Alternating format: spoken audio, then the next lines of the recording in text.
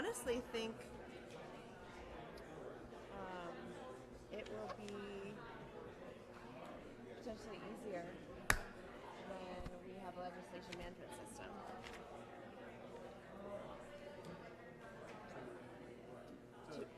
Because we know at least the ones that are over 20,000, we know when we authorize a report and can measure like 6 months into the future. If they're saying that, oh, we can't, we don't know how, at least at that point we'd be able to. It's silly. It should be 6 months from 6 months from We receive. No, you're right. You're right. We truly wouldn't know when we received the report, but we would know at least that it happened and to check in on it. He was saying to we should amend each individual piece of legislation to say that they need to come back to us about it, and that somehow that was better than doing it globally. Jen is like, I don't understand why. So council should amend each piece of legislation that's authorizing a report, telling administration to get back to us with the finalized report, or if it's not, why not? Right. I don't know.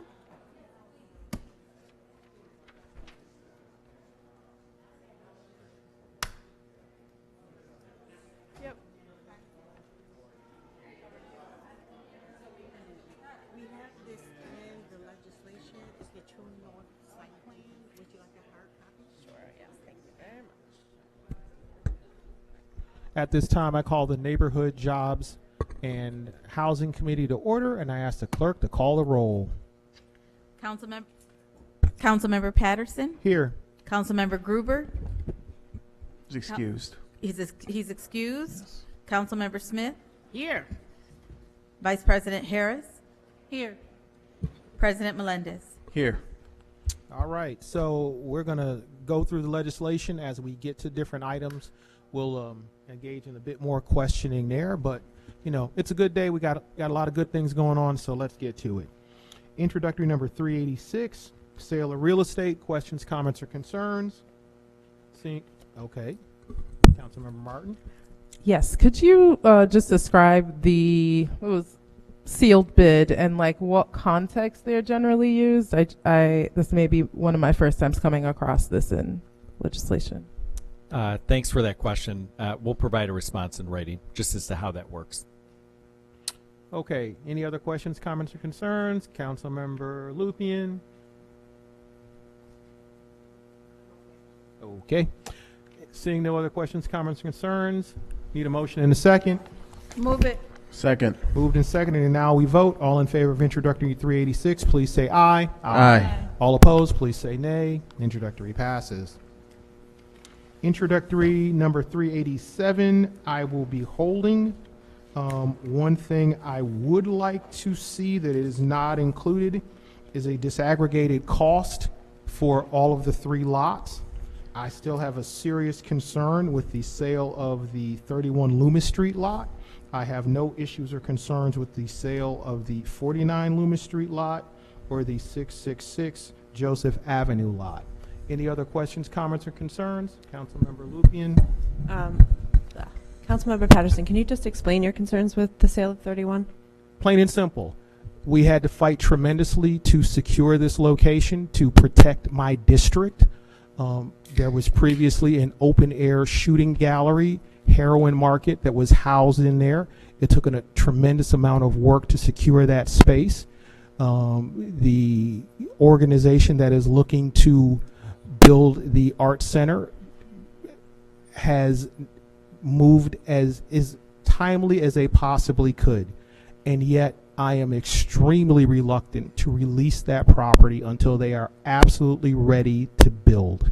So I do have questions and concerns, and that's why I am holding the item. So it's mostly about their ability and capacity to continue to keep it fenced off? Right now, that space is secured through the full faith and credit of the city of Rochester. There's a fence and there's a lock. if everyone knows that if you break that lock, we will resecure that space and we will re-clear that space. My concern is that if we surrender that property until they are absolutely ready to build, that I will have a new problem in an old location, and I am totally adverse to that. Okay, follow-up question. Do we know if there's any adverse effects to their funding if they don't have site control of those Well, lots? that's what we'll let the administration get us an answer to. But regardless. That is why we ask committee questions, right? That's why we ask the questions. Okay. We'll respond in writing. I do but have a question. Well, Go ahead. but I don't believe there is an adverse effect at this time. okay, Councilmember Martin. Yes. Smith.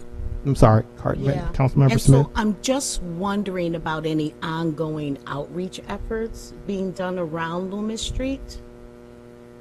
Can anyone speak to that for our homeless community?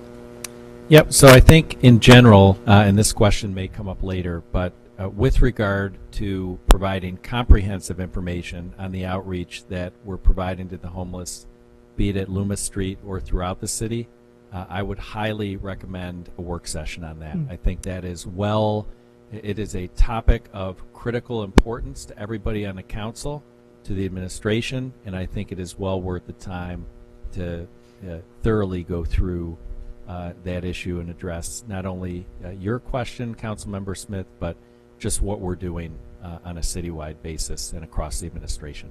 And to that point, we've also requested a presentation to this committee so that is information that will be widely distributed to the community.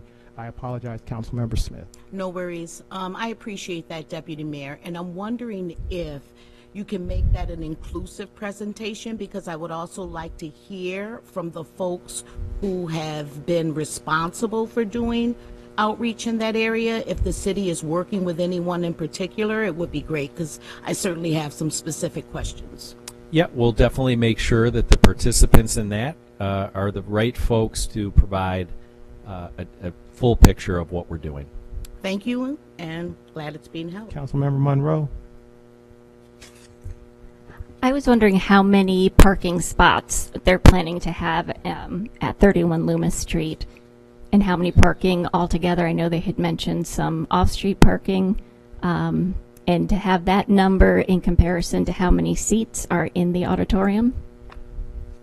Commissioner Miller, you can respond to that, or if we don't know the answer, happy to get it to you in writing. 81.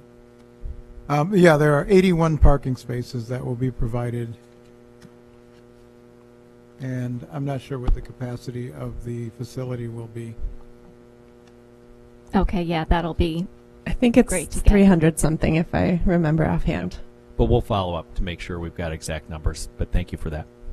And then my second question is, the buildings on either side of 666 Joseph Avenue where the proposed driveway would be, are those parcels, are they aware that there would be, a through traffic as opposed to just a house? Or is that something that'll happen during different variances? Commissioner? Yes, the adjacent property owners are aware that there will be a drive that goes through to the parking lot, so this is information they have.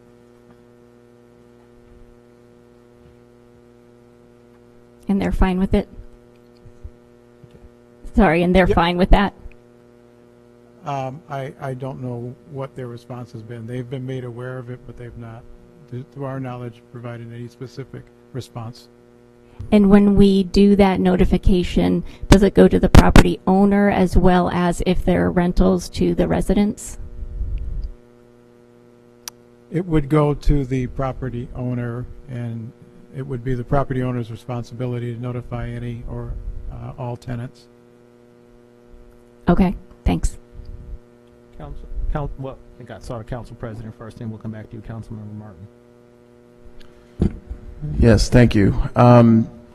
With respect to this can be done in writing, but with respect to the project itself, has the administration received a timeline, as well as do we have an understanding of what the funding gap is? Because I know the project has changed so much since the original concept. Now they've torn down most of the building, left a portion of the facade up, so it's a complete new build. So I just would like to understand, in writing is fine, what we think the prospective timeline might be. And then just a nuanced thing, it's my hope, and this is kind of a joke, but it's not a joke, that when these properties are sold, will they be combined with the existing real estate or treated as separately? Appreciate all those questions, President Melendez, and happy to respond to them in writing. I'm trying to get rid of 666 Joseph Avenue, but all right, thank you. Councilmember Martin. Can you send us a copy of the option agreement? I'd like to understand the full scope.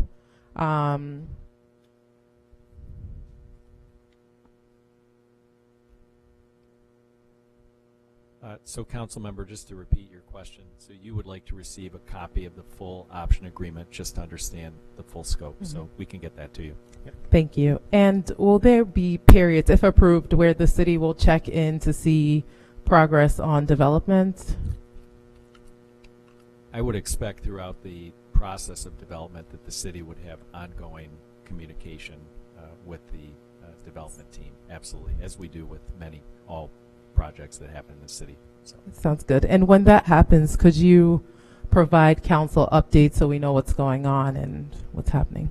And finally, can the 2-year option agreements be extended if unforeseen circumstances occur that cause reasonable delays? We'll get back to council in writing on that. Thank you. Councilmember Lupian, any questions? Council Vice President, any questions? All right. So we're holding that item, so we'll be moving on to introductory number 388, sale of an easement, 280 North Union Street. Questions, comments, or concerns? Seeing none, need a motion and a second. Move it. Second. Moved and seconded, and now we vote. All in favor of introductory number 388, please say aye. Aye. All opposed, please say nay. Introductory passes. Introductory number 389, appointment to the Rochester Environmental Commission. Questions, comments, or concerns? Councilmember Martin. Can you please send us a copy of his resume, the new appointee? Son, file with clerk. We have it. Thank you. Any other questions, comments, or concerns? Seeing none, need a motion and a second. Move it. Second. Moved and seconded, and now we vote. All in favor, please say aye. Aye. All opposed, please say nay. Introductory passes. Introductory number 390, zoning map amendment, 1369 East Avenue. Questions, comments, or concerns? Councilmember Martin. I saw that a letter was sent recommending that the map is not amended till 2025 when there are other amendments happening around zoning. Can you share your thoughts about that suggestion and how it weighs on the decision to move forward with the amendments or wait? We'll provide that in writing. Thank you. Any other questions, comments, or concerns? Yeah, as the district rep, I am looking at the map, and I understand that the comment was saying that the R3 is separated by Hawthorne Street, but to replace a vacant building that had been single family with 7 units, I'm supportive of that, knowing how much more housing we need in the city. That's helpful, council member. Thank you. Any other questions, comments, or concerns?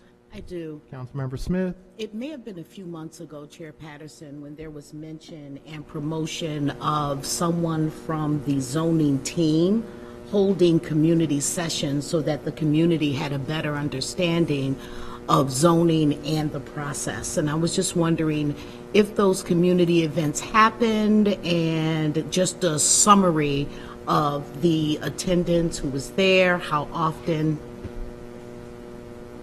Yeah, we can get you an update on that. Please. In terms of the number of sessions, the number of attendees, and that sort of description. As well as any questions or remarks or highlights. Thank you. I believe that was covered in the ZAP work session that we had last month. Was that correct? Okay, so we can get you the handouts for that. And I would appreciate it. Sure. Thank you. any other questions, council member? Yeah, I had missed, was not able to make the ZAP work session. I had asked if there was the ability to do a repeat so that the council members weren't there could also get that information, but I don't think we got an answer back. That, I appreciate it. Thank you very much. Just to be clear, council members, we have barely scratched the surface of ZAP. So we will talk about ZAP ad nauseum going forward.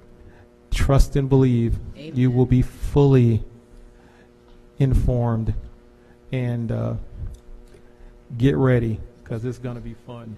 So, questions, comments, or concerns on introductory 390? Seeing none, need a motion in a second. Move it. Second. Moved and seconded, and now we vote. All in favor of introductory number 390, please say aye. Aye. All opposed, please say nay. Introductory passes. Introductory number 391, professional services agreement with the Fisher Associates for the Bull's Head BOA New York State Department of State funded study. Long story, just if you can just recap for us, we know that there's a lot here, but this is simply an agreement to spend dollars that we are receiving from the state on a study that the state is basically requiring that we pay for, and we have a match. Is that correct? Commissioner Miller? Yes, that is correct, council member. Okay. Any other questions, comments, or concerns? Council Vice President? Thank you, Chair Patterson. I just wanted to, could the administration go into detail a little bit about, how these two sub-areas complement the west, the BOA west and east? Kind of give us a context of that, just to clarify. Sure, we would be happy to provide that for you in writing. I Thank think it you. would be much easier to understand that way. but Okay, thank you. Any other questions, comments, or concerns? Seeing none, I need a motion and a second. Move it. Second. Moved and seconded, and now we vote. All in favor of introductory number 391, please say aye. Aye.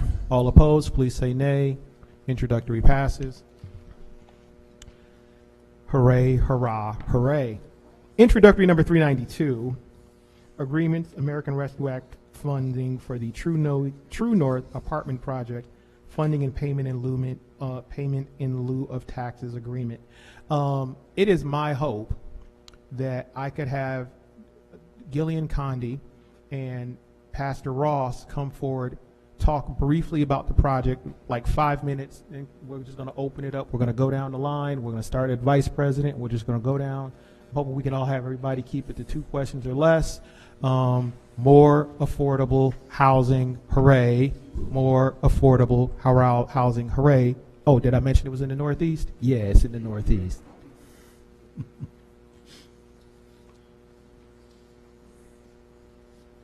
Hi, folks. Thank you. Come on, Pastor Ross. Gillian Condi DePaul. Where is our Pastor Ross? Let's roll here. Yes, let's get him up here. Absolutely.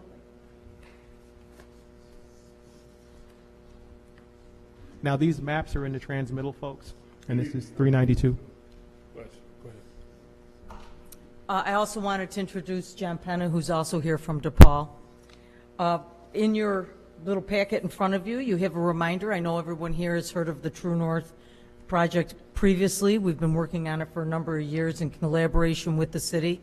We're very grateful to that. I am Gillian Condi from DePaul Properties, and together with our partners of RIDC, stand next to me. Amen. Rochester Interfaith Development Corporation, it is a collaboration of 4 different faith groups coming together and meant to make a difference in our community.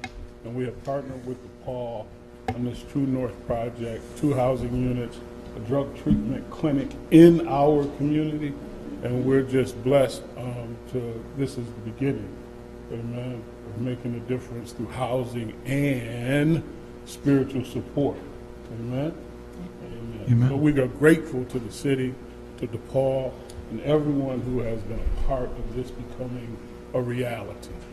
Amen. And so we and pray. in addition to also, the other partners are also PCHO, which Yeah. ironically our friend Nick is here. Nick is here. In a different capacity tonight, but our friend Nick from PCHO, and is also FLACRA. And we're, as Pastor Ross just mentioned, we're really thrilled and excited to see some clinical services coming back to the Northeast. This is part of the bigger plan to rebuild the Northeast of so many services that have been stripped of it. That, as well as supported housing, and also to help build bridges with our partners over at the House of Mercy, who are not technically partners, but our partners through the neighborhood. And with our organization. With the we've community, done some work with there. RIDC, to help build bridges for them to permanent housing in their neighborhood. So just real Answer quick, any questions. I'm just going to take a little privilege here. So I'm glad you mentioned House of Mercy, because one of these housing developments is, if memory serves me correctly, Pastor, is that right next to your church? It's right next to, on the corner of Central and Oregon, or Central and North Street. So right around the corner, And around the corner. right is around the corner from House of Mercy. Mercy, who we have been blessed to work with Dr. Butler on several different community things. And our prayer is also that housing in this project would make a difference to the work they do there also. And there may be some folks saying, well, these services are already provided in our community by others, but if you look at the numbers, there's room for more. Yes. Amen. There's a greater need than we have service right now, so anything that's done to make a difference, let's work together instead of trying to compete with them. And you're partnering with PCHO, Nick and those guys, to reach out To the to the homeless community to address that long-term, these chronically homeless folks, and get them more housing? Yes, sir. Okay. All right. We'll just go down the line. Vice President? So, just clarity, that's, how many units total for all the properties? 70 units of apartments between the two buildings. I will also mention that in the Portland site, we were designing that to assist people age in place and have services there for people that are frail elderly. One of the things we read with interest was the ROC 2034 long-range plan clearly said to us there is not an opportunity for people to age in place in the Northeast, and we wanted to make sure that we were going to be able to offer that in that building specifically. People would also be able to age in place at the other one, but that specifically we're trying to address that need. Thank you. And my final one, what kind of amenities will these, besides also the clinic, but what kind of other amenities will these apartments have? Say that again? What kind of amenities will these apartments have the besides amenities, the clinic? I'm sorry, I couldn't hear you. Well, we're really prideful at DePaul because of the fact that we build our buildings to be beautiful for the long haul. And if you've been to Upper Falls Square, which has been open since 2018, or Carriage Factory, you'll see that, or Noda for that matter. So we really work on having our finishes to be absolutely beautiful and strengthened for the long term, but we do a lot of things that are unusual. We have 24-hour security on staff. We have call bells and where people can see the guests that want to come into the building built into each unit. We also have free laundry services for the people that live there to try to continue to give people an opportunity to not have extra expenses. We also will have flat screen TVs and also wireless connection to Wi-Fi throughout the entire building for everybody with no cost. And we've been doing air antennas. We were doing Spectrum, but we've been having actually much more success with the air antennas where people get a lot more. So we also provide them with a smart TV, and they have the air antennas, and that's all included as well. Oh, okay. Oh, and also, I'm sorry, yeah. Thank you from the voice from the peanut gallery. Of course, our utilities we include. And that's something that we've been doing for a long time. Thanks so much, John, because I sometimes forget, but that's a huge piece for people not to also have to balance those other bills. Thanks so much, John. Oh, thank you. That concludes my questions. Thank you. Congratulations. Thank you. Thank Councilmember Lightfoot? Thank you, Chairman Patterson. Please forgive my ignorance on all of the details of the particular project, so I just have a couple brief questions. Thank you. We seem to see a lot of these partnerships arising within our city with the faith-based community and housing development corporations, if you will, or housing development folks that are in that business. And so I guess my question is, what does the financial equity piece look like for the faith-based organization? What does that look like? Well, first of all, let me say, happy to answer that, but let me also say that our relationship with RIDEC and specifically with with Reverend Ross happened organically since we started meeting for Upper Falls back in probably about 2015 or so. 2014, Was it 15? 14, 15, right around there? So there was an organic relationship that was already in place, which is really helpful. Because then we, in that process of just getting to know each other through that, really saw the synergies and how we were naturally working with sometimes the same community of people. Also, DePaul is a non-for-profit. But we have John here who can talk about the developer's fee.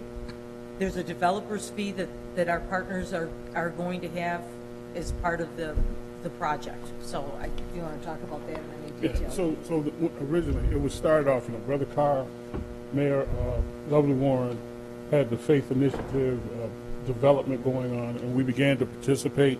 Brother Carr and DePaul were doing the Upper Falls project, and then the vision came to continue that work, and we decided to partner with DePaul because we saw the quality of the work that was done, and that we wanted to be partners so that the money isn't leaving the community, that the churches become co-developer partners, and the money stays in the community for the church to do the work that they've been doing without resources.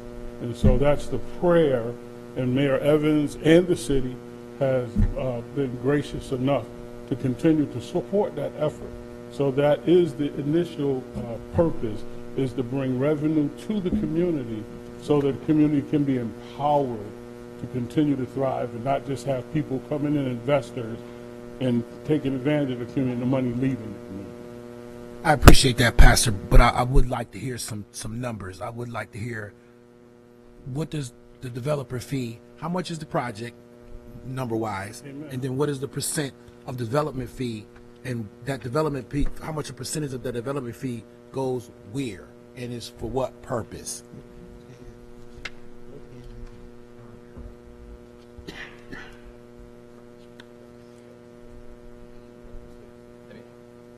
I just wanted, because we are, subject to a confidentiality agreement, and I wanted to make sure that it was okay with the Reverend that we share the the information on. Could you speak up a little bit? So so as it was stated, there is a developer fee that is actually it's actually a resource that's used to build the project. So there's developer fee paid, but it's put back into the project to fill gaps in the funding that aren't satisfied by the other funding sources that provide capital to the project. In this case, the agreement with RIDC is that we pay, well, there will be 20% of the developer fee that is paid will be paid to RIDC, and RIDC's arrangement with its constituents and its members are. So 20%. Thank you. And okay, so how much is the overall project? 20% of what? It really does, and I'm not trying to be evasive. It really does depend on what the final cost of the project is. There's sometimes unknown costs that come up during construction. Approximately average. It could be in the range that the total paid fee could be in the range of $1.5 million, roughly. Okay. So you could be talking about 20% of that. But it really does depend on what what unknown conditions we encounter during the construction of the project. Most of that will be encountered when we're getting our foundations in place, and when we're doing the initial cleanup, so most of the unknowns will be uncovered up front, and so we. And my final question, and I'll move on to let the rest of my colleagues ask. Thank you for that, a little more clarity. So, is there any partnership opportunities, or is there any ownership opportunities for? I know there's of course the affordable housing for the residents and people that I hear DePaul. I know the work that you do around substance abuse and all that great work that you do around there. In this partnership, there's the fee that goes to that agency for that 20% one time. Is there any long-term investment or recouping of any revenue to the organization long-term from the rents of the place? Is there any future investment? So Councilman Lightfoot, so in our particular case, Yes, sir. because we were partnering with DePaul, and there were some special services. Most people know how we do different services. DePaul is not in the practice. They generally manage their projects long-term. They're considered managers.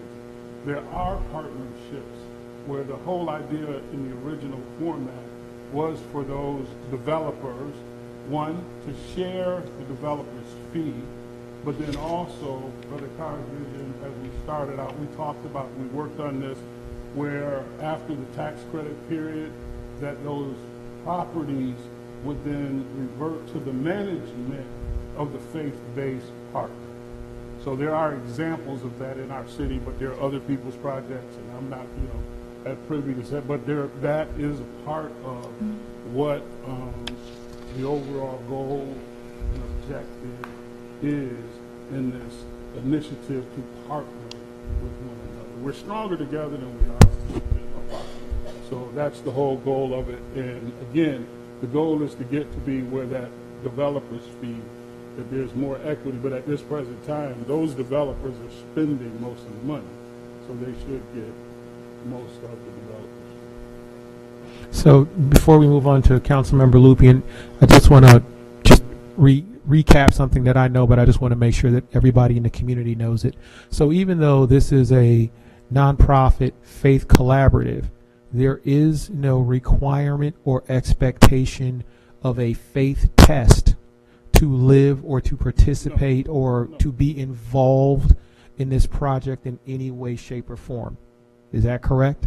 No, we want to help our community. So, We take initiative, and that our prayer is we have opportunity then, those who are willing within the residence, that we will provide other services, spiritual services, or be at hand to, in any way we can, to empower and strengthen people's quality of life altogether. But there is no requirement of an expression of faith to get into the apartments. There is no requirement of participation in any faith activity. Correct. Once you are a resident in the apartment, you can be of any faith that you choose or no faith. It is not about. I just want to stress that because we take church and state very seriously in this country, and that separation. And absolutely, so I really want to just reiterate that. I think Reverend Ross said it really well, but I want to make sure you understand it is non-denominational, and even the spaces that we have within the building that people that choose to practice faith or possibly have get-togethers for, we call it things like reflection, and whatever people choose, they can, but they also don't have to participate in any of it. Right. Not at all. Okay. But it is there as an option for those that choose to build community, and we also build community other ways that are non-faith related. Okay. Yeah. Councilmember Lupien? Yeah, actually, before we start, I just want to check because Reverend Ross, when you're speaking, you're very far away from the mic, and I don't know.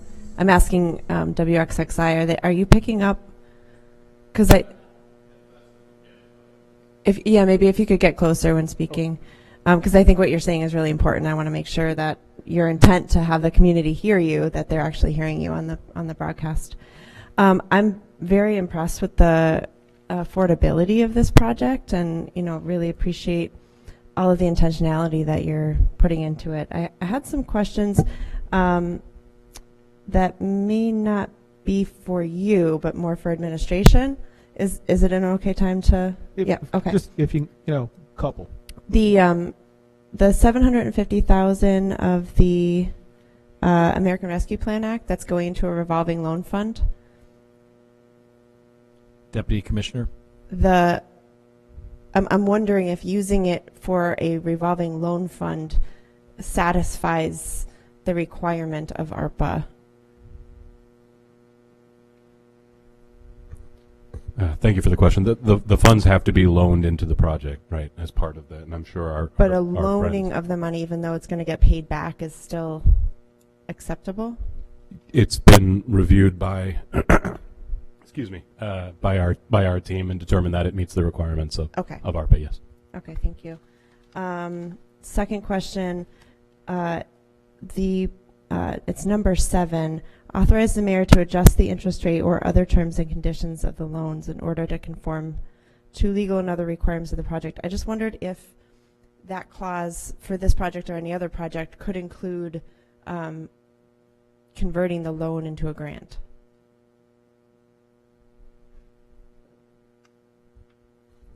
We can discuss and get back to council on that. Thank you. I think that does it. Council President? Yes, thank you, Chair Patterson. Just two comments, actually, not questions. First and foremost, I want to remind this council that we allocated money to this project I think it was a year and a half, 2 years ago, through council underrun. So this is our work coming together again here at this table or in this room. But the comment that I have related to the project specifically, I just want to thank you for your thoughtfulness on site selection. I think the location of the clinic is in a great location in the context of our community. It's adjacent to, first of all, it's on a business corridor. It's in an area that's really not highly densely populated in terms of residential. It's adjacent to other projects that I think would benefit from the services that you're proposing to provide. So I just want to give the team kudos for the site selection and thank you for your work. Thank you. Councilmember Martin. I'm impressed by the range of partners ranging from PCHO, DePaul, all of it. So I always appreciate partnerships and people with different experiences coming together to make something positive happen. Can you talk about how much the monthly rent would be for residents? So the rent's going to range anywhere between $540 a month to $1,150 per month, and again, that's all inclusive in all cases of the utilities and other amenities as well. And will this be income based? Yeah, the income bands range from 30% of AMI all the way up to 80% AMI. Okay. And who owns the property? I see a lot of partners, but who actually owns it? It's a good question. It's a kind of a complicated one, but given the number of funding sources that come in to contribute to the development of the project, but the answer is it's a limited partnership, which is comprised of a general partner and a limited partner. And the general partner is essentially DePaul, a nonprofit, and the limited partner is essentially a bank, which is infusing equity into the project in exchange for receiving tax credits. And that's the sort of the public-private partnership that goes into the development financing aspect of the project. Thank you. And final question, it's for the administration. In the transmittal, it refers to the $750,000 going into the loan fund, so I perceive it as a loan. But later on in the transmittal, where it lists the total cost of the project and the breakdown, it refers to other amounts being allocated into the projects as loans, but doesn't name the $750,000 as a loan. So are the ARPA funds a grant or a loan? Because the two, it's unclear. Yeah, we'll respond to that in writing to make sure it's abundantly clear, and not only with regard to that, but the other funding sources. Great, thank you. Yeah, I'm really excited to come visit and support this project. Just before we get to you, Councilmember Martin, I do believe we voted on items regarding this project. I believe it was maybe 2 months ago. Is that correct? I believe so, Council Member. Okay, so I bring that up because all of this, the dollars going in and the dollars going out were all listed in that item that we all voted on a couple of months ago. And it's just my hope that we get staff to just circulate that back around to council members. We do a lot, we read a lot, and stuff comes and it goes. But we've we've approved part of this already. This is the last phase of the approvals. So, Councilmember Martin. I just want to quickly, what I'm pointing to is just a discrepancy in how it's listed within the transmittal. And I get that, but it may well be better explained by looking at the previous item that we voted on that listed all of the funding sources, where they were coming, how they came in, and how they would be expended. You're right. It might not be very clear there, but this isn't just one document associated with this project. There are multiple items that we voted on and associated with this project, and that's what I was just trying to see if we can get that information circulated back out to council members. That's all. Councilmember Monroe. I want to reiterate Chair Patterson's concerns, not concerns, but just that, our due diligence is to make sure that we continue a separation of religion and state. And so as we talk about the fact that after the 30 years, it would revert, the project would revert to the faith-based agency, how does that, was that correct? Was I hearing you correctly? No, not in all projects, not in this particular project. In some of the projects, after the tax credit period, their agreement, their partnership holds that it would return to the church. Now, but that doesn't change the status of requirements for living in the residence. That's not, it doesn't shift. As far as I would be concerned, we're open and we're here to serve everyone in our community, whether you believe what I believe or not. Amen. We're here for you. So that doesn't change my faith. Amen. But so you don't impose upon me, and I will not impose upon you. But I'm a believer, and we're here to serve our community. So it doesn't have any impact when that partnership, when it transfers over. Okay. Yeah, and in this case, there is no transfer. There is no okay. And I raise that just because I've noticed in places sometimes various nonprofits have a lot of references to God, which isn't appropriate when we come to things that are publicly funded. So thank you. And congratulations on the project. It's excellent to get some more quality housing for people, and especially in the Northeast. Councilmember Smith. Yes, kudos. I'm very excited about this project. I'm also excited about the community health clinic. So I have but one concern that I'm hoping that you can address. So I see here that there is involvement from the Office of Mental Health, whom I believe believes that before someone can be housed, they need to be in active treatment.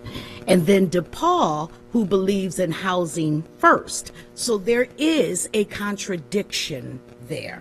And so I worry about the residents. So just tell me about the community health clinic, some of the services you will provide. Does DePaul embrace harm reduction? Yes. Microphone. Oh, sorry. Thank you. DePaul is the owner of the project, and FLACRA is going to actually be doing the services inside of that clinic. DePaul is not providing any clinical services whatsoever. We're doing the housing. And our housing does not require you to have a sobriety period of time or anything of that nature. As you know, we are more of the housing first. So FLACRA will be bringing mental health and substance use services into this neighborhood, but there is no path through the clinic towards housing. Okay, they're standalone, but working collaboratively. Wouldn't it be nice if our residents could get some services? Wouldn't it be nice if somebody that gets services needs housing? But there is no path that is connected through either one. Hopefully that helps. For that clarity, yeah. Beautiful. Okay, so before we vote, just my last two comments are, I love y'all, but y'all know y'all got away with one. And I only say that, the joke is, this is a very small project for the Northeast. We usually like to be around 150 or more. So I want to congratulate you on getting away with this little one. But as I said to Nick at the ribbon cutting for his event in the Northeast, I need like 1,000 more. So it's my hope that y'all get to work on that sooner rather than later, because we need it as quick as we can get it, and whatever we can do to facilitate it, we got plenty of space. Come on through. So on that note, I need and y'all can have a seat. Need a motion and a second. Second. Moved and seconded. And now we vote. All in favor of introductory number 392, please say aye. Aye. All opposed, please say nay. Introductory passes. All right. Introductory number 393, agreements and amendments to the Emergency Solutions Grant Program. Questions, comments, or concerns? Seeing none, I need a motion and a second. Oh, sorry, Council. I'm sorry. I got to remember to look. Yeah, I don't know if I need to get these in writing or not, but it's primarily for the organizations who are going to be offering services.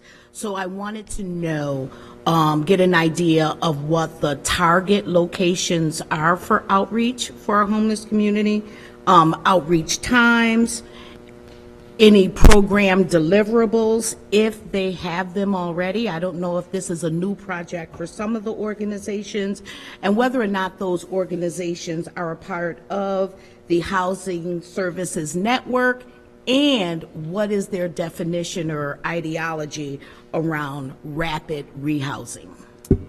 Council member, that is many questions, all of which we appreciate and all of which we'll respond to in writing, just to make sure that we get complete and accurate information. But thank you for that.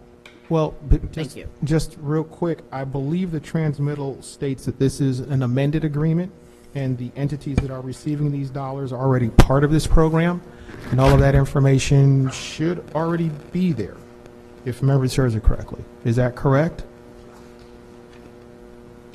We're adding dollars. They already have contracts to deliver these services currently. We are giving them additional dollars to provide additional services. Is that correct? Commissioner. Could we get a verbal response? The folks listening can't really hear. Yes, that's correct. All right. Councilmember, thank you. Yeah. All right. So, Council President. Yes, I appreciate that line of thinking, Chair Patterson.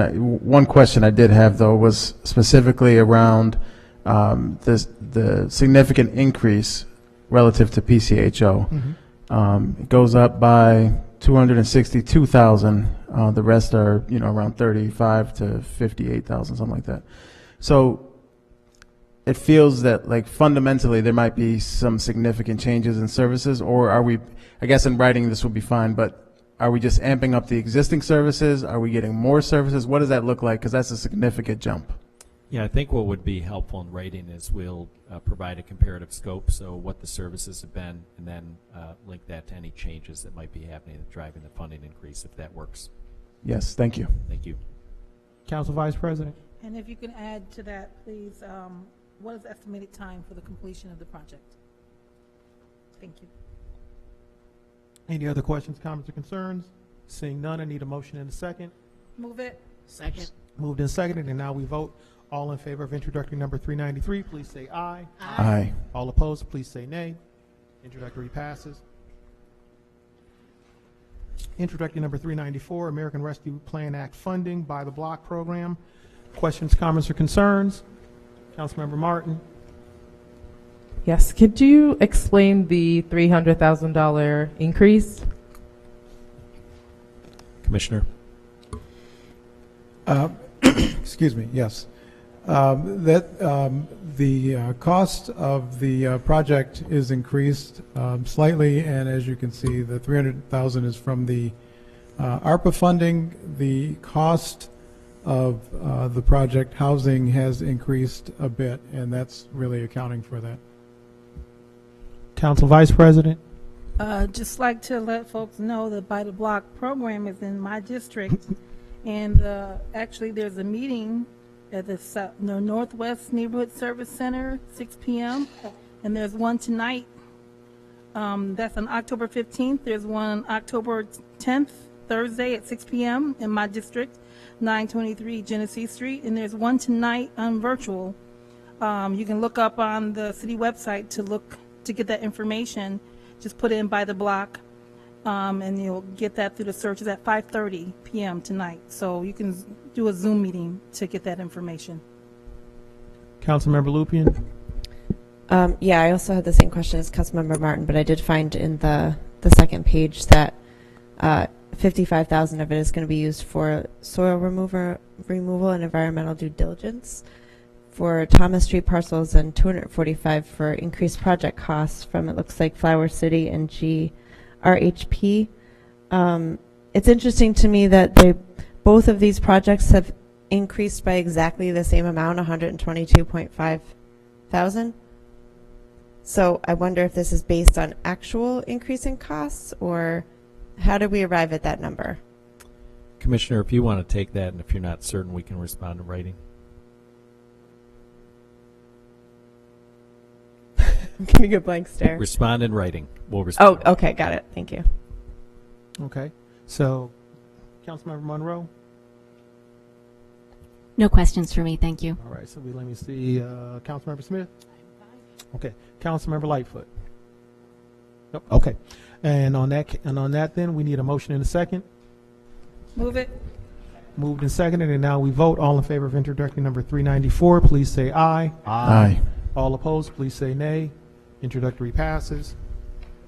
Introductory number 395, appropriation and budget amendment, housing rehabilitation. Correction, Councilmember Patterson, on the last item, I'm going to abstain. You're going to abstain? Yeah, I am affiliated to the Greater Rochester Housing Partnership, so I'm going to abstain. Sorry about that. Not a problem. So it's noted in the record. All right. So, introductory number 395, appropriation and budget amendment, housing rehabilitation program, American Rescue Plan Act funding. Questions, comments, or concerns? I have a request. Councilmember Lupien, yep. The list of properties that are going to be receiving this, can we get that cross-references with what district they're in? I'd like to get in, and to do that for the future too, I'd like to get an idea of the distribution. Yep, Councilmember, thanks for the question, and we'll get that to you. Thank you. Yep. Any other questions, comments, or concerns? Seeing none, Move need it. a motion in a second. Second. Moved and seconded, and now we vote. Introductory number 395, please say aye. Aye. All opposed, please say nay. Introductory passes. Introductory number 396, intermunicipal agreement, Monroe County Lead Paint Poisoning Prevention Inspection Services. We have questions from Councilmember Gruber. His first question is, please explain the high-level changes of how this impacts code enforcement. His second question is, with changes to the state law, what is city code enforcement required to do now versus in recent history? Thanks, Councilmember. Happy to respond to that in writing to give a thorough and thoughtful answer.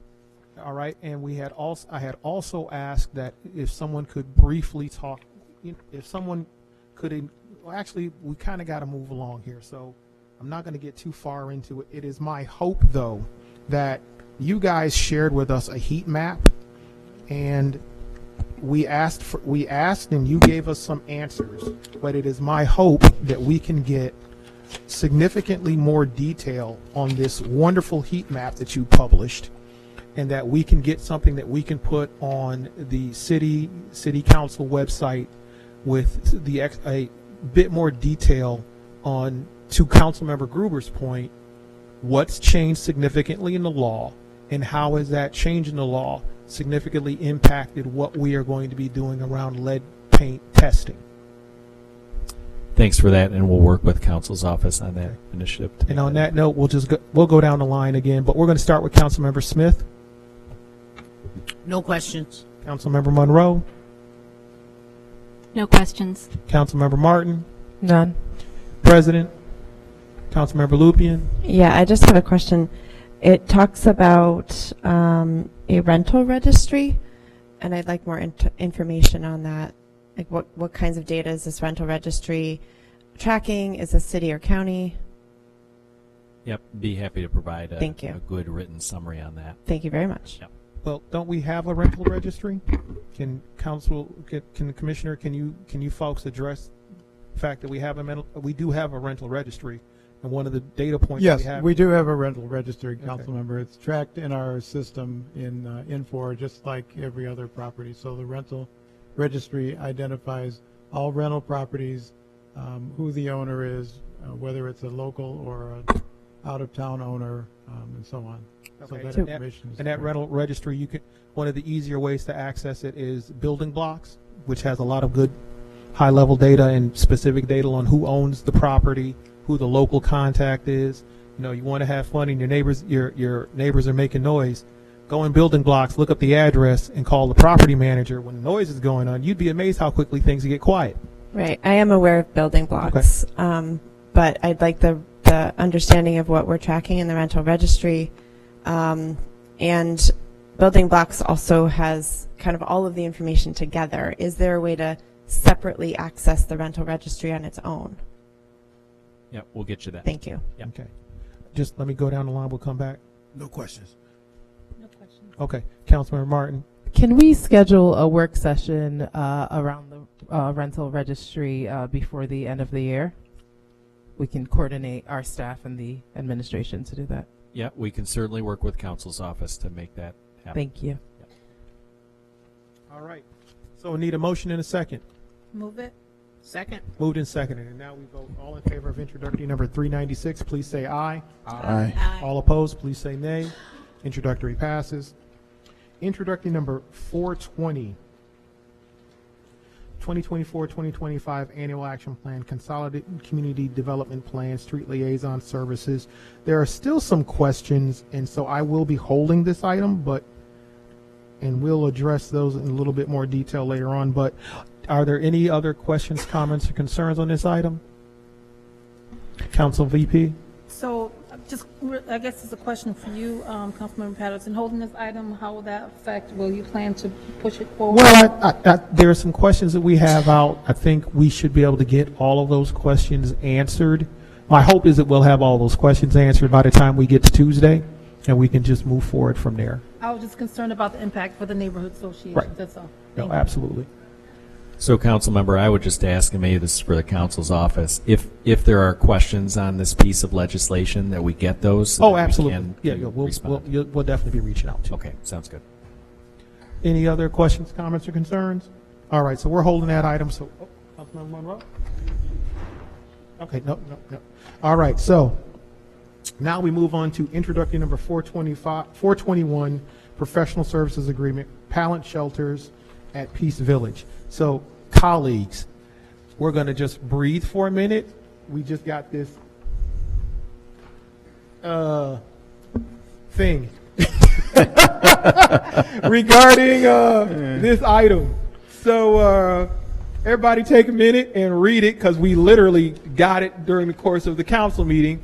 So we're not going to adjourn. We're going to take like 3 minutes. Everybody read it, and then we'll ask questions. In lieu of that, can we just get an overarching explanation of, yeah, exactly. So we're going to start with that, but we're going to start by, you know what? Everybody read it, and we'll go forward from there, because I haven't had a chance to read it, and it's been amended, and it's like, but I think it's a fair statement to say that it's worth our time to take the time. You need to go, Will?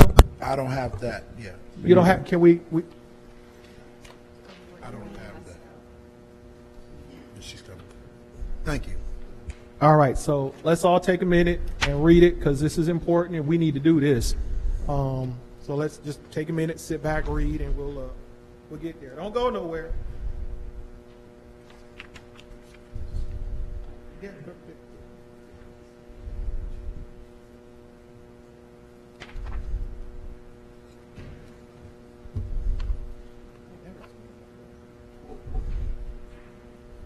So just some commentary as we're reading through it. I have never seen an item where everything was strucken before and totally rewritten. This is like, what?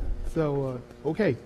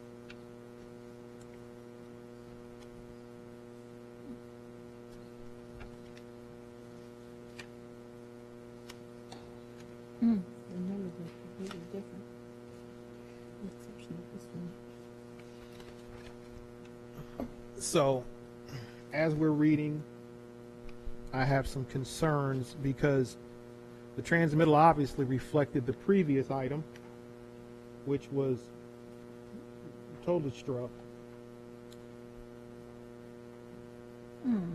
So,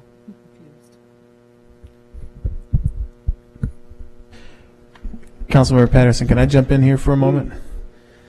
So my understanding of, I'm catching up to this because I just got off a flight at 1 o'clock, so I'm trying to catch up to this too.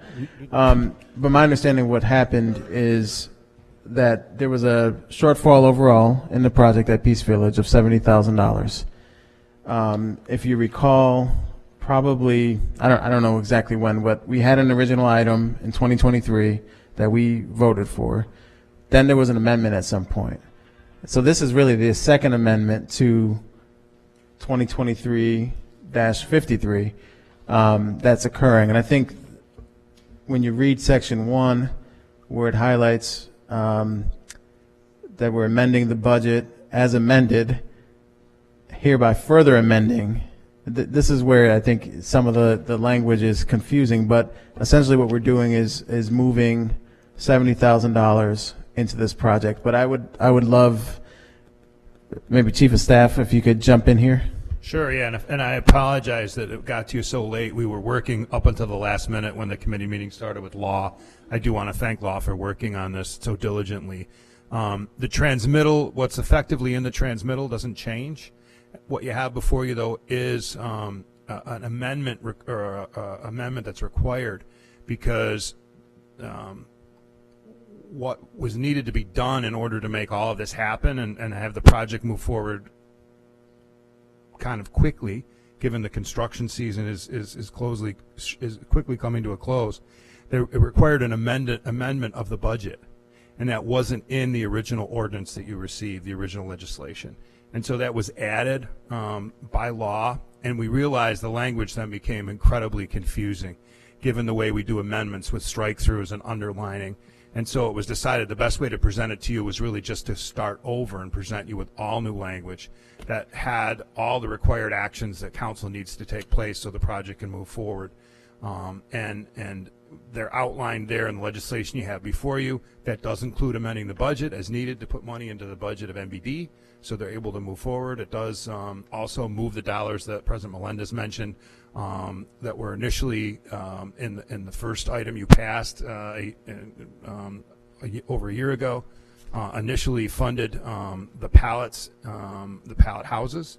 There was additional dollars there so they could be put, those dollars are being moved to the actual site work and construction that's needed. So this does it all.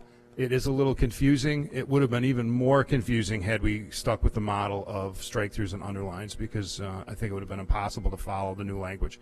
And I know Law has some additional information they may want to add or offer or not, but they are prepared to answer any questions as well. So we'll go down the line. We'll start with Vice President. No questions. Councilmember Lightfoot. Thank you, Chair Patterson. I believe I got it, but just for clarity, the original amendment or ordinance, the money still and was allocated to the budget still came from basically council and PAB coffers through council, correct? Right, that hasn't changed. Correct. The reason why it's not mentioned in the second amendment is because it's already in the budget and we're not really changing anything as far as just shifting. So I got that. Thank you. I just wanted to clarify that. Thank you. Councilmember Lupian. All set. President. All set. Thank you. Martin. Councilmember Martin. So what exactly does the shortfall cover? Like the 70,000 flat?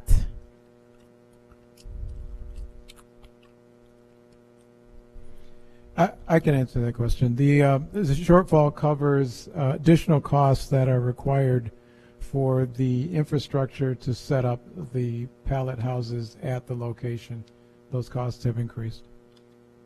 Thank you. Could you share that with more detail in writing, like just some specifics? Thank you. And do you have a rendering of what it would look like when completed? We can provide that to you, yes. believe that was already provided. The site plan was provided to council. There was a site plan provided and also a really handy one-pager, which we'll read forward to you so you have it. Awesome. But it was provided by MBD, and it really shows exactly what the shortfall and exactly what's going to be done. Like in this set of legislation? Okay. Finally, just to be clear, the total amount of the project, including the $70,000 increase, is now going to be $400,528. Should be the 820, right? No, where she's. The final amount says to a new total of $400,528, and to fund the unpaid remainder of that compensation. That's the compensation to the company that produced the pallet houses. The total cost of the project is $820,000, which is in the very first item, or first line. So there's a cost of the total project, but there's also the site preparation and then the actual pallet houses themselves. So the two costs together would be the total cost. Councilmember, we'll clarify that and get back to you all in writing. Okay, sounds good. That's it. And thank you all for your work on this and trying to move it through quickly. Councilmember Monroe? At section 3, it talks about grant agreement for the improvements. Who is that grant going to? I'm not sure where she is. Oh, section 3. Commissioner? Yes, I was just getting back to section 3. So the grant agreement is to fund the site improvements necessary for the structures. So that grant goes to City Roots Community Land Trust, and they will be entering into a contract with Krista, who will be actually constructing the improvements.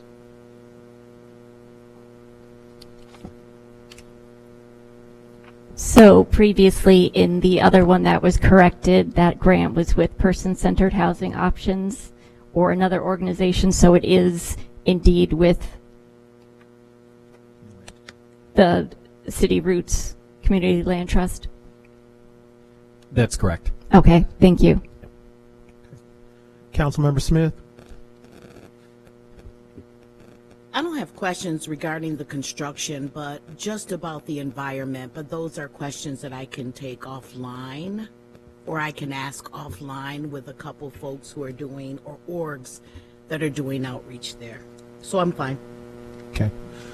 Councilmember Gruber had a question, and his question was, who is responsible for improvements or fixes for any damaged shelters? So once we get it up and we get it running, there's a problem, whose responsibility is that? City Roots, right? Yeah, we can provide that answer in writing for you. Thank you. All right, thank you. Any other questions, comments, or concerns? Seeing none, I need a motion in a second. Move it. Do we have to make the motion to amend first? That's right. Well, that's right. Yeah, we got to amend this one. All right, so I need a motion to amend the item. I'll You are move it. correct. Second. Moved and seconded to amend the item. And now we vote on amending the item. All in favor of amending the item, please say aye. Aye. Now we have amended the item. I need a motion and a second to vote on the item as amended. Move it. Second. Moved and seconded on voting on the item as amended. All in favor of voting on this item, on supporting this item as amended, please say aye. Aye. All opposed, please say nay. Introductory passes. With that,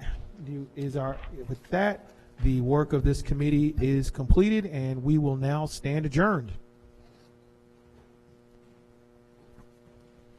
Give you guys a couple of minutes before we start the People, Parks, and Public Works Committee.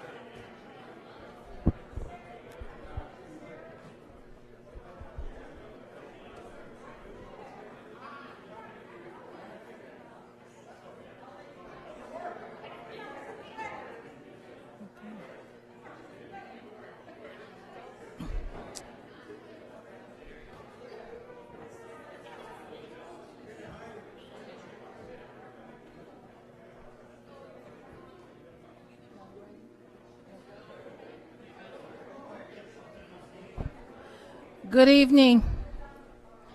At this time, I would like to call the People, Parks, and Public Works Committee to order, and I ask the clerk to call the roll. Vice President Harris. Here. Councilmember Lightfoot. Present. Councilmember Lupian. Here. Councilmember Patterson. Here. President Melendez. Here. Thank you, Clerk White. Good afternoon. In August, I introduced the Childhood Poverty Initiative. The initiative will result in a final report from the PPPW committee that can be used to advocate for local, state, and federal changes to put an end to childhood poverty. The initiative has 4 components of community engagement: a community survey, a survey for the administration, a youth forum, and 2 days of expert testimony. Our community survey was launched in September, and we are currently asking residents within the city of Rochester to take the survey to give their perspective on the causes on their proposed solutions to the issue. For those following on YouTube, please visit City Council pages on Facebook and Instagram to find the link to take the survey. The survey is available both in English and in Spanish. The survey will remain open until Friday, November 8th, 2024. We have kicked off our project with a robust public engagement, tabling at events, connecting with our neighborhood service centers, our centers, and other organizations to help spread the word about the survey. To my council colleagues, printed flyers are available if you would like to help and get the survey out within your networks. If you have any additional questions, please contact our Deputy Chief of Staff, Jen Beedman, Adrian Davis, and Jade Lucas from council staff. Now I will proceed with the legislation. Introductory number 397, authorizing agreements for Bull's Head Revitalization Project. Any questions, comments, or concerns? Move it. Second. As we vote, all in favor? Aye. Aye. Any opposed? The motion carries. Introductory number 398, a resolution authorizing the implementation and funding of the State Monticelli Program Aid Eligible Transportation Federal Aid Project to fully fund the local share of federal and state aid eligible and ineligible projects costs for Bull's Head Revitalization Project and appropriate funds therefore. Any questions, comments, or concerns? Move it. Second. All in favor? Aye. Any opposed? The motion carries. Introductory number 399, authorizing a change in traffic flow on Federal Street. A public hearing to be held on Thursday, October 17th, 2024 at 6 p.m. Any questions, comments, or concerns? I need a motion and a second. Councilmember Martin, and then Councilmember President Melendez. We know street design is instrumental in vehicle and pedestrian safety. Can you talk about the potential impact of this change? Commissioner Perrin. Yeah, thank you, Deputy Mayor. Councilmember Martin, what this was is something that was requested by the residents. And so as part of our discussions with them and explaining to them, it happens to be a pretty narrow street. It's 22 feet wide. So when you start to look at that, you would typically already have, at a minimum, 10-foot travel lanes. Most of them are 11 feet. So if you have any type of on-street parking, there's an immediate issue there with passing, and that was sort of their impetus. We did discuss with them what these design changes could do to speeds, and the need to consider that, as well as the fact that when we went out and looked at it, we conducted we conducted the speed study and the traffic study in advance of this because they had requested speed humps and were turned down for that. So to your point, though, there's also a very relevant item here that needs to be brought up, which is that they are aware that by making this change, they will not be eligible for speed humps in the future. So in our review and doing due diligence, we're looking at it and saying, if this is what they want, and on top of that, there's going to be, some form of on-street parking or obstruction. From a visual standpoint, it's not like this is that wide of a street. We're not doing it as if it was fully 2 lanes with full 2 parking lanes on both sides. So no, we considered it, But given the study that was done previously and the desire of the residents, based on our analysis, this is not an unsafe action. It's going to be something that should help to some degree with efficiency and increase safety, so we don't have people trying to come at each other and jostle, particularly if the parking is alternate there, which I would have to double check to confirm. Thank you. You're welcome. I have a question. Councilmember, President Melendez, you had a question? Yes, just one quick question. Thank you, Vice President. So the Federal Street exit now onto Main Street, I know that this is just changing the flow of traffic right now, but is there any potential to also narrow that intersection? I know it's already narrow at 22 feet, but just thinking about a bump out or something that might prevent people from wanting to still go down that street the wrong way now. Yeah, we would have to obviously look at that design. I'd like to see if that's an issue. In a lot of cases, we're not seeing as many of those types of incidents when people request our assistance as far as wrong way driving down a one-way street. But at the same time, we can go back and look at what the curb cuts are there to see if there's anything that can be done to basically tighten them up. Because this is right next to the RTS station, correct? Yeah, okay, thank you. Yep, right next to 1372, yes. Councilmember Lupian? Yeah, the Federal Street Housing Project, this is not near there? They are constructing homes on Federal Street. They're all already built, almost complete. Right. We don't think it has any relevance on the change to one way. That was something that we actually considered when we looked at it. If there's something there, we can. I guess my thought is that there's going to be many more residents that aren't getting a say. I'm not aware of the number of units, and relative to the street, that may be more of a reason to go one way in some cases too. Right. So yeah, if there's follow-up that you'd like us to specifically consider, I mean, all of the residents on the street will receive the notice, and every adjoining property to Federal Street. When will the change take effect? Depending on, Holly, do you have an idea of when that might occur, depending on council action? Yeah, probably 2 to 3 months after final action, when we get the signs, switched out, things like that, because we'll have to put up, obviously, the one-way signs. What is final action? Final action by council, subject to the hearing. So okay. Yeah, if you've made your approval, from there we'll move forward. All right, thank you. 2 to 3 months from that time. Yes, and again, I would also just mention that would be partially dependent on ensuring that we have Monroe County, who does our signs and things like that. But that's why we say 2 to 3 months. We think we can get these things changed around in that sort of 60 to 90-day time frame. Yeah, the ordinance itself does say shall take effect immediately, though. So just to be clear, so if it moved faster, it could move faster than that. Right. Councilmember You have Patterson. it out there tomorrow. So the residents are aware of the change in direction, because that seems like that change in direction is a bit challenging. So now you've literally got to go all the way down the adjacent street. You got to go down, what is this? You got to go down Sydney Street to loop around to come back up Federal Street. The neighbors are aware of that change, and they're in agreement with that.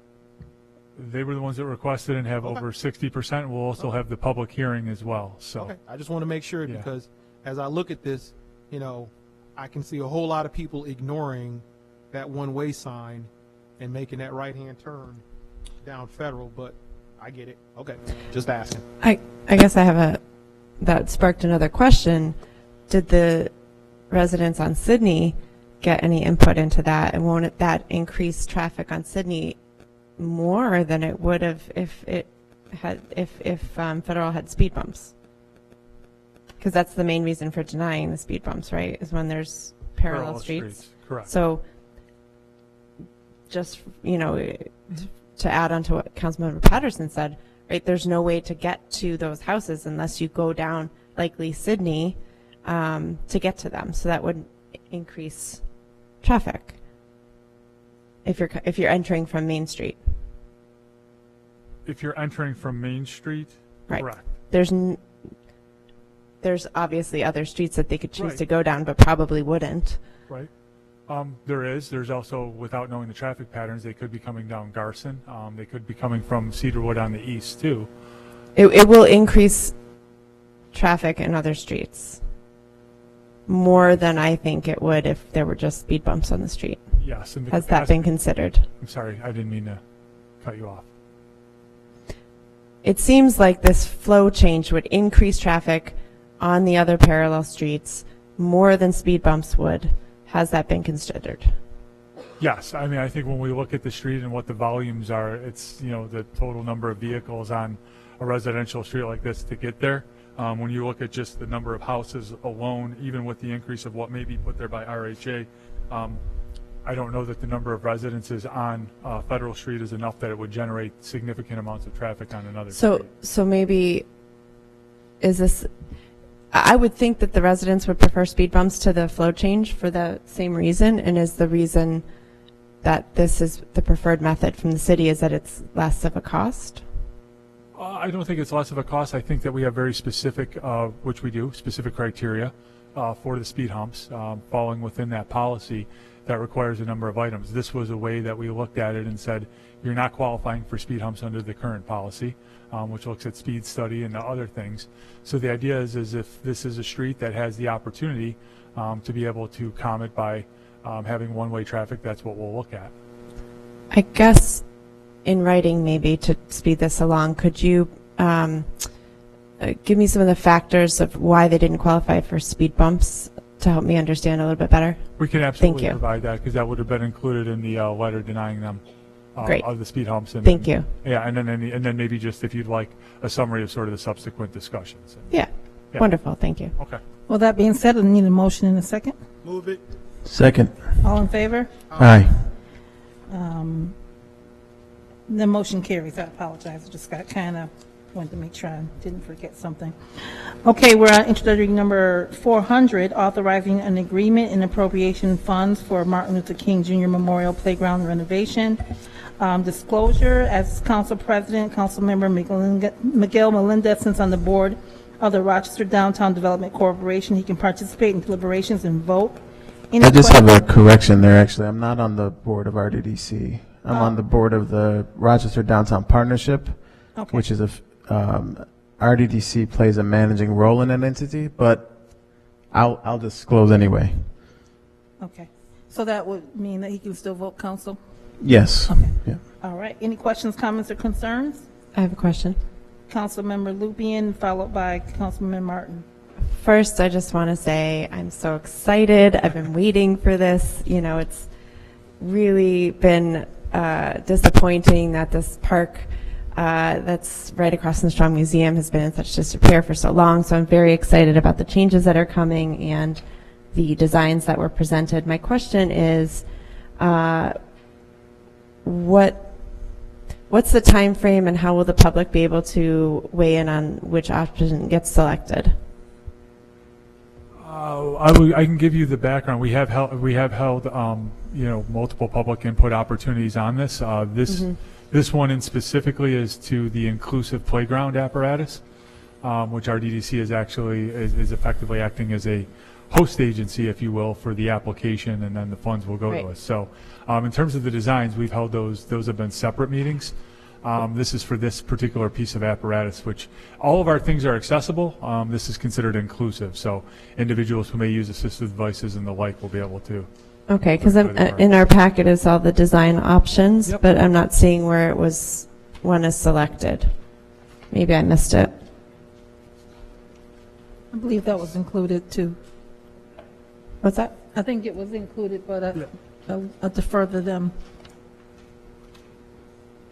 So we're still reviewing comments that we've received. We figure it'll be late this year when we'll actually have the design completed. So you feel like you've gotten all the public input that you needed, and now you're just kind of sifting through it, maybe? Yeah, I would say we're considering all the comments and determining how best those can be accommodated with a cohesive design that will serve everyone. Okay, and will there be any transparency around the kinds of justifications for the decision? Yeah, that'll be our second public meeting that we'll hold later this year. Wonderful, thank you. Yeah, absolutely. Before, I'd like to also add a comment on behalf of Councilmember Gruber. Thank you for the great community engagement on this and for including so much in the legislation. He also was wondering about the timeline in construction, and he has a question about at what point will the current playground be fully closed to the community? We'll look at that as we develop our construction schedule. As we note, construction is anticipated to begin in spring 2025 with completion that fall for these portions. There's multiple projects there, but as Councilmember Lupien mentioned, it's not just the disrepair. There's also berms and other things that we've brought down to effectively open up the park so that you can see into it and see it and know that we have all these great things, including the inclusive playground apparatus and other items. So no, we're still looking at keeping this on track for being able to get out there early in the spring and make the improvements. I will say, depending on the apparatus and equipment, playground equipment has been difficult to obtain, at least over the last couple of years. It's been significant markups. We feel like we have that under control from a budget standpoint. And we also will look to do all of our ordering as quickly as possible once the design is completed and conveyed to everybody. So I would say that we don't have a finalized design that says, well, we're going to break ground on February 15th, and at some point in time by at the end of fall, which technically goes into December, we're going to be done. But we want to make sure that we're keeping this moving as quickly as possible. Thank you, Councilmember Martin. I saw there were 12 attendees at the input session you shared. Have there been other input sessions outside of the one discussed in the transmittal? We can get you that in writing to let you know what other opportunities there might have been. I do know that at a request from me, we did go out with the strong. Some of their staff, their buildings and grounds individuals, as well as even their CEO, and kind of just took them around and got their input and thoughts. And, I'd be remiss if I didn't mention, this has been a great partnership with the Department of Recreation and Human Services, Commissioner Green and her team. So we've all been, working together on this and making sure that we do the outreach together as well. So, no, we've had, so I just want to make you aware that there has been more than just a public meeting, and we'll continue to look at that. But we can put that together for you to know what opportunities were made, including if we did any online surveys. And I apologize for not having sort of a background on all the public engagement opportunities for this. No worries. Thank you. Additionally, in the drawings that are shared, they're a bit hard to read, and I think it's probably because they were printed and scanned. Is it possible to get like a PowerPoint or digital version of the design alternatives and also the presentation that was shared at the community input session? Yeah, are you referencing the ones that were sort of attached, that are sort of at the back of this, and you just like a digital version of those? Yes. We can absolutely provide that. Awesome. And last question about the role of RDDC. Mm-hmm. Can you, so it says they're acting as a fiduciary for the city. Can you explain why that is and how often, I guess, that happens where private nonprofits acts as a fiduciary for a grant that the city is receiving? I'm going to ask the Corporation Council to take that. I can speak to this generally. I don't know about this particular circumstance, so if Commissioner Perrin knows more specifically, I'll pass off to him, or we can follow up in writing. But there's often times when certain grants or funding are not available directly to a municipality, and so we need a fiduciary who's a nonprofit that can work with us to receive that grant funding and then implement for us. And I imagine it's some variation on that theme that we have going on here. Thank you. I can confirm that Corporation Council is exactly right. It's a matter of eligibility for the particular funding source coming from ESL. Okay. And it looks like ESL approved that transition, so that's good. They that did. Transition of funds. Is there an MOU with RDDC, and is there a fee that they collect from the $80,000 allocated? I would have to look into it, but I don't believe that there's any fee collected. I apologize, Deputy Mayor. I did pause for a minute. Did you want to add to that, please? We'll double check that and respond in writing. Thank you. Thank you. Does that conclude, Councilmember Martin? Okay. I need a motion and a second. Move it. Second. All in favor? Aye. Motion carries. Introductory number 401, appropriating American Rescue Plan Act funds for 2023, lead service line replacement project 3C. Any questions, comments, or concern? I have a question for Mitch Gruber, Councilmember Gruber, and then I'll follow by President Melendez. what can we do quickly to position ourselves for some dollars announced by the Harris-Biden administration yesterday? If you can put that in writing, that's fine. We'd be happy to. Okay, thank you. President Melendez. Yes, I just want to commend the team for continuing to push these projects and push the resources towards this, to apply for funding, to allocate our dollars towards this.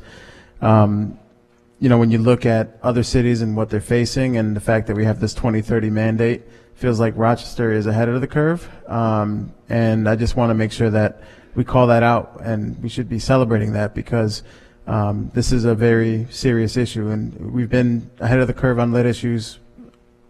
Seems like whether it's housing with with paint, now with the pipes. So I just want to commend the administration for keeping this a priority. Thank you, Council President. If the mayor were here, he would echo those sentiments and be appreciative of the great work of the team and acknowledge that our efforts are recognized at the highest levels of government all the way up to the White House. So, that being said, go after that money that was announced yesterday. I need a motion in a second. Move it. Second. All in favor? Aye. Any opposed? Motion carries. Introductory number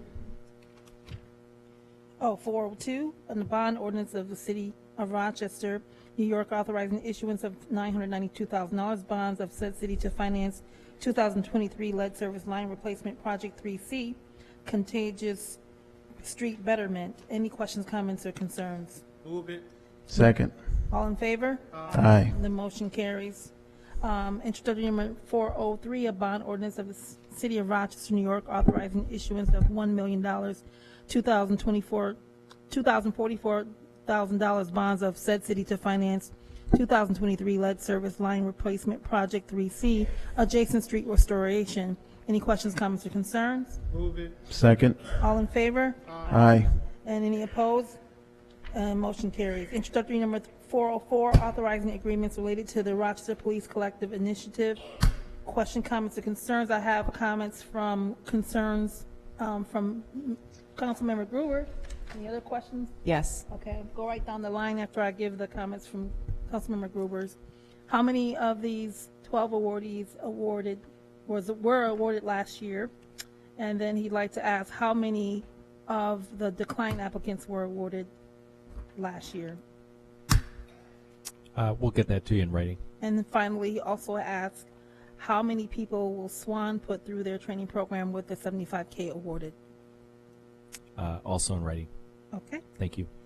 And down the line, Councilmember Lightfoot, Councilmember Lupian. Yeah, one of these awardees is headquartered in Ithaca, so I wondered how they were providing services in Rochester. Dr. Green?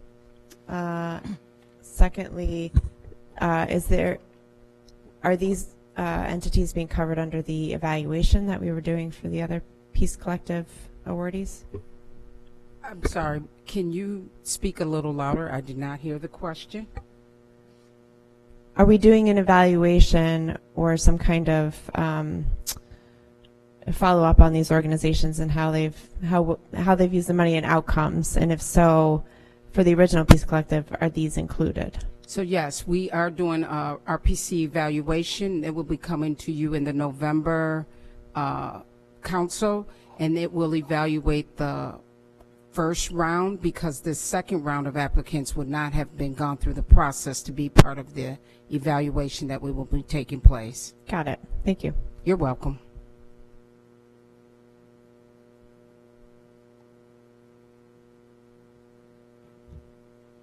Councilmember President Melendez.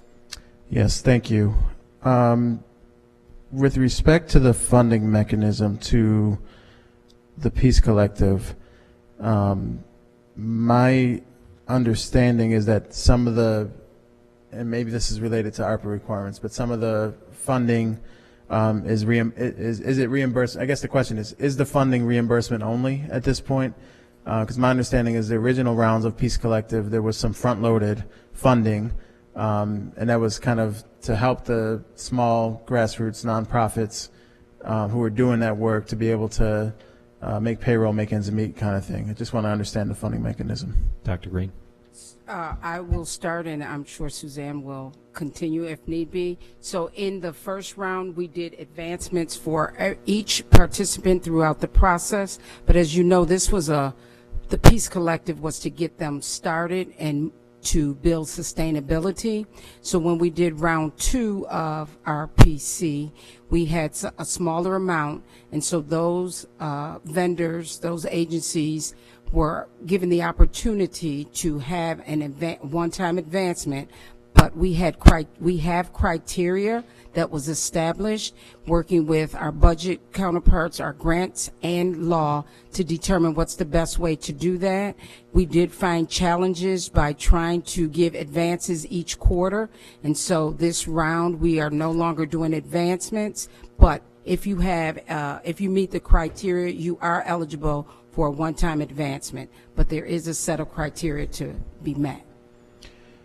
And then as far as the reimbursement schedule, then if there was a grantee that does not meet the eligibility for an advancement, what is the reimbursement schedule? Is it monthly? Is it quarterly? Is it something else? Quarterly.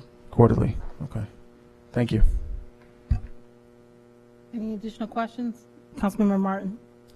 So the organizations selected in the second round of funding, are they the same as the organizations selected in the first? And if not, could you provide a list of who may have received initial funds and who is not going to in this round? Yes, we can provide all of the applicants, all of the proposals that were applied, and then who was selected. You will note that some of these vendors were in the first round, but they were only a one-year awardee, and so we did open up RPC 2.0 to say if you were a one-year awardee, you are eligible to apply for a second year. It is not part of the 3-year original grant. Okay, that's helpful. And for anyone who wasn't selected in the second year, any explanation would be helpful.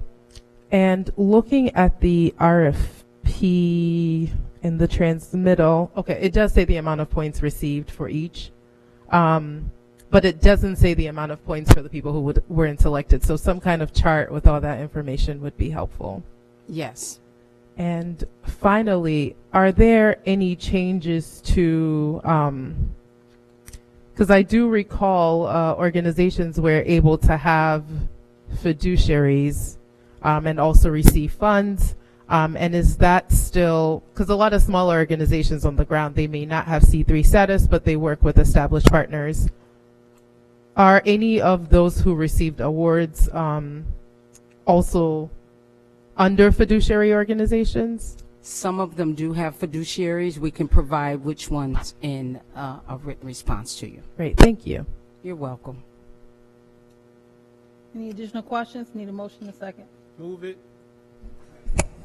All in favor? Aye. And the motion carries. Introductory number 405, authorizing the land lease at the public market. Any questions, comments, or concerns? Move it. All in favor? Aye. Any opposed?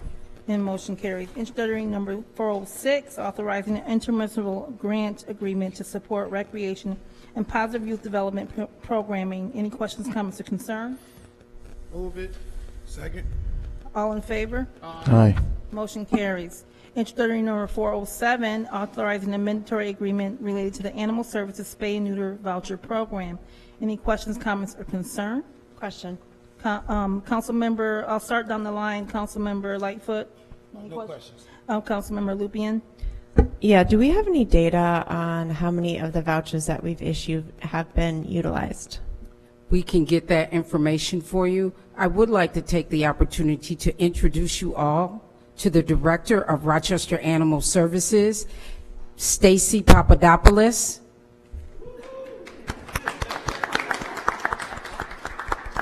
And I think it's important to make sure you know who we are working with, and so I wanted to make sure you all met her. Can you, Commissioner Green, could you give her a moment to just introduce, give us a brief summary of what she's planning to do, at least briefly? So as we all know, she's only been here for 7 whole weeks. And so I will certainly allow her to introduce herself. Okay. And give you a very brief overview of what she's been doing in 7 short weeks. Absolutely. Thank you. Hi. First, I just want to say that I am excited to be here. I really like this city, and I see myself being here for a long time. So. Could you get a little closer to the mic? Sorry, we can't hear you. It's my first time. So I'm just really excited to be here and to be a part of this community and to serve the people and the animals of Rochester. So my background is I have a degree in pre-veterinary medicine from Albright College in Pennsylvania. I'm a Pennsylvania native. I've worked in 4 shelters in Pennsylvania, my last shelter being the Pennsylvania SPCA, which oversaw 18 counties in the state, and we oversaw the humane law enforcement of those 18 counties. Our shelter collectively, we had multiple locations, collectively saw about 15,000 animals a year, and I oversaw the 3 sites that were not in Philly. So I did start in Philly, oversaw behavior, oversaw animal care in Philly, and then moved on to oversee the 3 additional sites that were not in Pennsylvania. So it's a big operation. So coming to Rochester seems small, but it is not. Although we don't see as many animals, we're just doing the same work with less people and less animals. So it is still a pretty significant operation. So there's a really great foundation in this shelter, a foundation of great people, a foundation of great procedures and policies that are already in place that I came in and I can just kind of run with. So we've already made some great strides, and I'm super proud of the team that we have. Thank you. Follow-up questions, Councilmember Lupien? Yeah, I know that I'm so glad you're here, and I'm also really glad to hear that you see yourself staying here for a while, because we definitely need some consistent and steady leadership in the shelter. I know that we were sent a video, and I just wanted to give you the opportunity to kind of like, obviously it's not an ideal situation, right? And I am fully aware that you've only been here for 7 weeks, but wondering if you could speak to how things can be improved, how council can help support the work that you're doing. So I am aware of the video. Honestly, it is, every time you see something like that, we have to remember it is a moment in time. So if you've ever had a litter of puppies in your house, most people have not, but I have a million times. When you wake up in the morning, that is what your puppies look like. So it's, a moment in time is not indicative of how we run our operation. And I want everyone to remember that. I've been here in this industry for a very long time. When I came to Rochester Animal Services for my in-person interview, when I came up later to do my background check, there was never anything I saw that was concerning that I thought, whoa, I can't do this. This is normal sheltering, and animals are gross sometimes. So I don't want anyone to think that we are in dire straits at this shelter. We obviously need more staffing. I'm working on figuring out where that staffing should be placed. It's not something I can just all of a sudden in week 2 say, I want to increase all my staffing to these numbers. I have to come up with a plan and know exactly where the benefits of new positions are going to be. And so that's part of sitting and working through streamlining processes, streamlining procedures, streamlining where my staff are. All of that's going to come together. But I just want to remind everyone that a moment in time that someone can walk through a kennel with a camera doesn't mean that there's a problem. It means that there was a moment in time. Okay, I really appreciate that explanation. And, I am guessing that you're going to come up with your staffing model, and we'll see that reflected in the budget. And I probably speak for many of my colleagues in that we support a fully staffed shelter. Thank you. I'll circle back to Councilmember Lightfoot. Yeah, thank you, Dr. Green, for introducing us to Ms. Papadopoulos. Did I say that correct? Oh, great. Okay. So, welcome. You are definitely, it's exciting to have you on board. This council, I will say over it's going on 8 years now that I've been on council. the most speakers that we receive at our Speak to Council sessions come as regards to the animal shelter. And I think that's very important for you to understand and hear from us that and I often actually, to be honest with you, I actually use it as a kind of a sad thing to our community, you know, as a whole, to say, not that animals aren't important. Of course, I'm a dog owner, and I love my dog.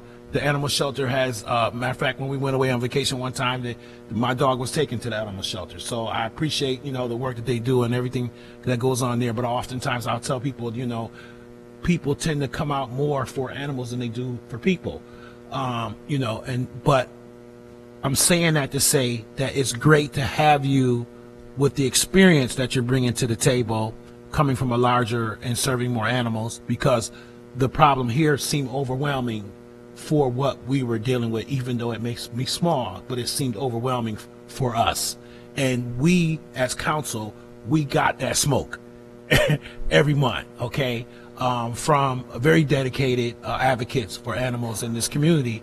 So I'm interested, and I would say, Madam Vice President and Chair, as you get your plan together, I will be very encouraged and offer for consideration that you would have a work session with council to share that plan and how we can further, as council person Lupien was sharing, and that how we could work together collaboratively to help to see our shelter be as successful as it possibly can be. So again, I welcome you here. I wanted you to hear the concerns and how long term those concerns have been.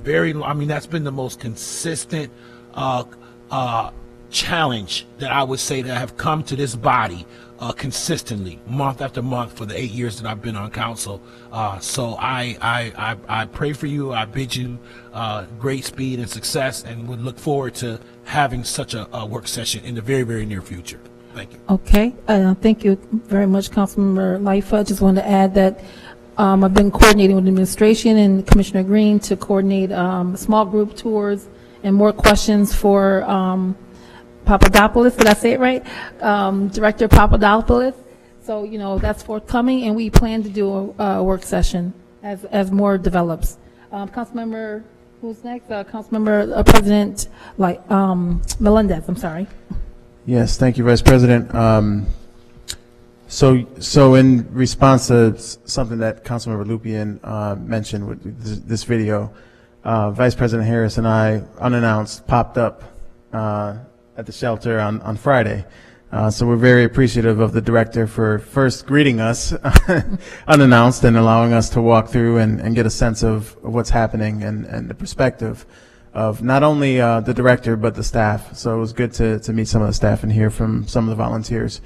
I think the challenge that I see coming out of that is just having enough time to get your feet beneath you and also get the plan together. I think there's been a lot of moving parts in animal services, particularly in the last year. And I'm hopeful with you now in place and leading the charge there that we can begin to turn the corner. I do have a question related to the item, though, so I want to jump to that really quick. So I know that the spay and neuter services continues to be a question in the community as to what we do, what we don't do, when we do it, when we don't do it, et cetera. Obviously, we continue to bring in outside partners to provide the service when we can, and this item before us is increasing compensation to be able to do more surgeries. However, could you give us a sense of what the future may look in this space? I know you're still putting together a plan, but just from the animal services perspective, do we envision that we will continue to outsource these types of services, or do we eventually want to do them in-house? What would our commitment be longer term to this endeavor? I'm still trying to figure out when it's me and when it's Commissioner. So this transmittal is actually for public spay-neuter services. So when we talk about what we want to do in shelter for our shelter animals, we in animal welfare kind of segregate the two. And maybe I'm getting into the weeds about animal welfare. But ideally, we do want our own veterinarian. It's much easier for us to get things done if those animals are on campus, stay on campus, and that doctor is with us. So whether it's owned animals or shelter animals, we want them to be done by our own doctor.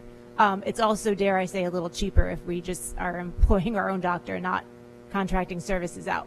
The long-term goal is, the short-term goal is to have our own veterinarian. We are being held up by a market that does not contain a lot of veterinarians looking for work right now. And that's our holdup. The holdup is not us. The holdup is not the city. The holdup is we just don't have the candidates. So follow up to that, I saw that a part-time vet job was posted. So it seems like we're going in that direction of trying to find a part-timer just because of how difficult it is to find a vet. Do you envision that this is something that we might have to pivot towards and continue to do, looking for part-time workers, or do we eventually still have the vision of having a full-time vet on board? So we have advertised the full-time vet a number of times, and again, bringing Stacy on board helped us make some decisions, and it was her recommendation to seek out, perhaps there's retired vets that may be willing to do part-time work. And so we advertised recently for 2 part-time veterinarians.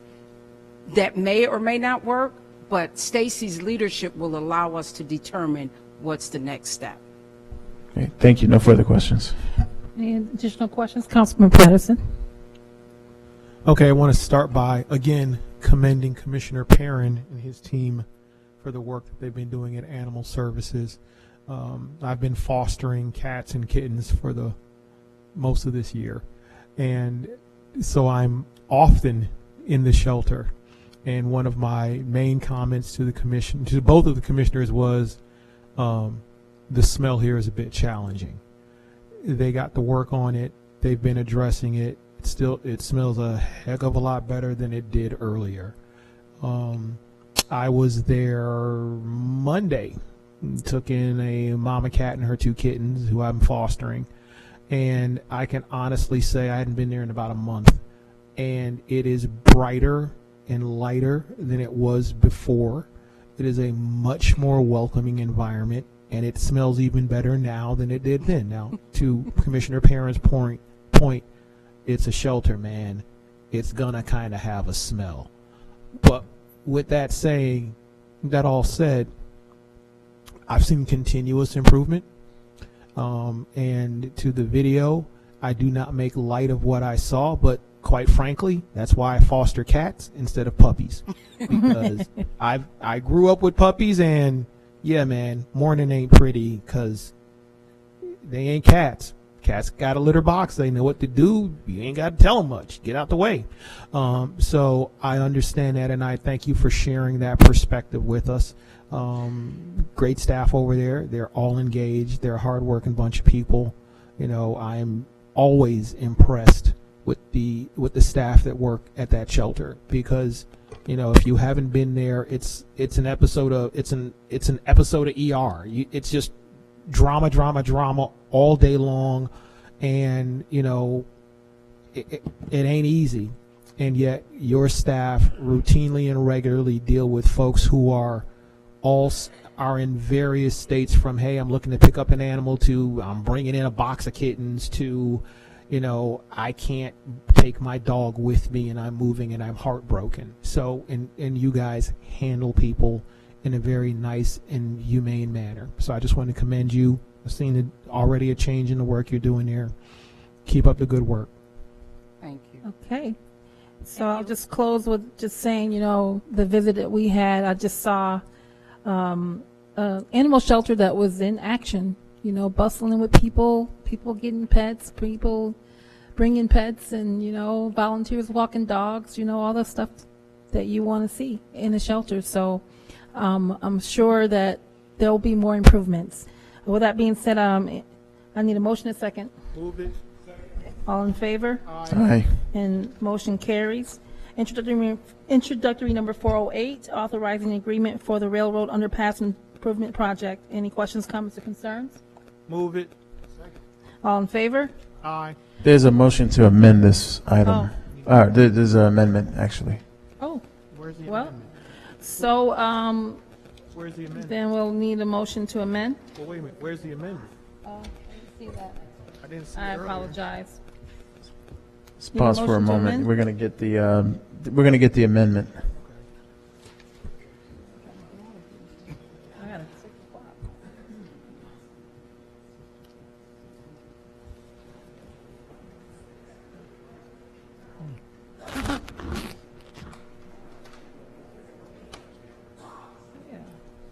Question for council while we wait. Are there any bright line rules about the amount of time that an amendment has to be submitted before it's entered? Can it be submitted like in writing right before it's incorporated, or does there have to be a certain amount of time? I don't think our rules include So, an amount of time. I got it right here. Go ahead. Our rules just require it be in writing. I don't believe there's an amount of time, but it sounds like Vice President Harris has the rule in front of her. Yeah, I have it. Introductory number 408, amendment authorizing agreement for railroad underpass improvement projects. Motion to amend. Second. All in favor? Aye.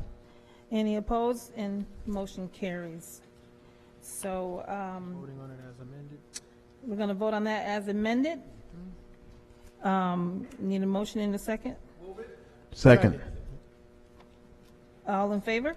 Aye. Any opposed? And the motion carries. With no further business, the People, Parks, and Public Works Committee stands adjourned.